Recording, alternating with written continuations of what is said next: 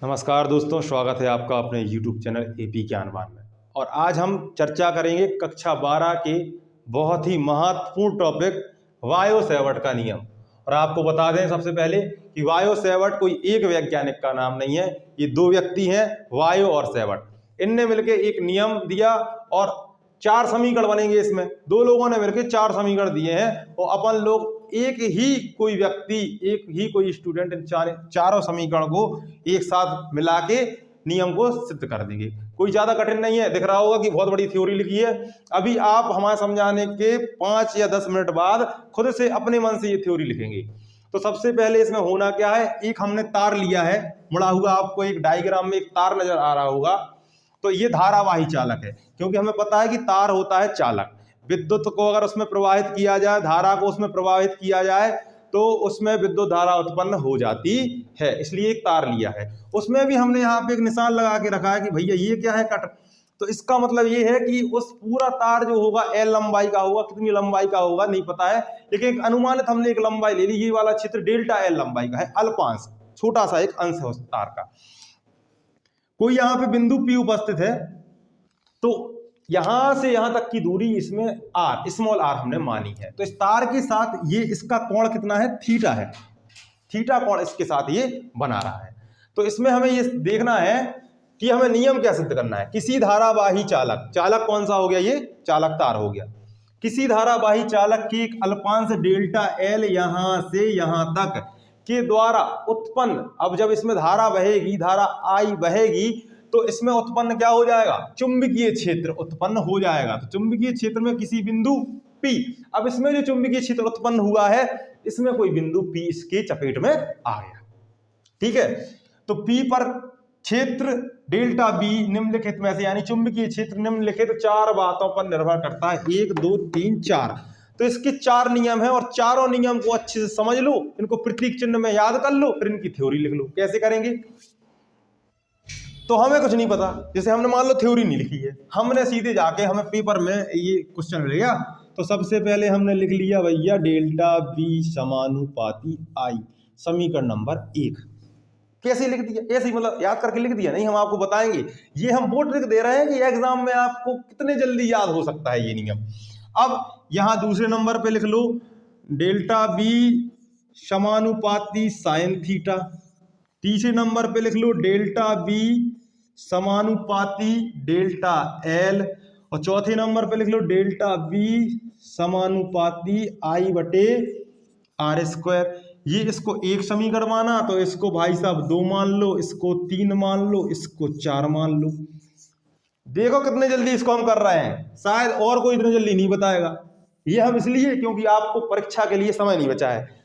समीकरण 1 2 3 और 4 को मिलाने पर अब इनको हम मिला देंगे। तो भैया डेल्टा B सारा का सारा इस साइड है, एक बार लिखेंगे डेल्टा B। ठीक है, समानुपाती है सबके बीच में, समानुपाती, यहां व्युत्क्रमानुपाती है, बटे में लिख देंगे तो वही समानुपाती का चिन्ह या व्युत्क्रमानुपाती का काम करने लगेगा। क्या क्या है भैया, समानुपाती I है, डेल्टा L है और साइन थीटा है। ठीक, और व्युत्क्रमानुपाती में सिर्फ बीच की दूरी का स्क्वायर, R का स्क्वायर। ये तुम्हारा भैया वायो सेवर्ट का नियम हो गया। तो डेल्टा B बराबर इस, अब ये जब हमने यहाँ पे समानुपाती हटा दिया, बराबर लाए तो कोई नियतांक तो लाएंगे, नियतांक ले आए और ये वही का वही लिख लिया।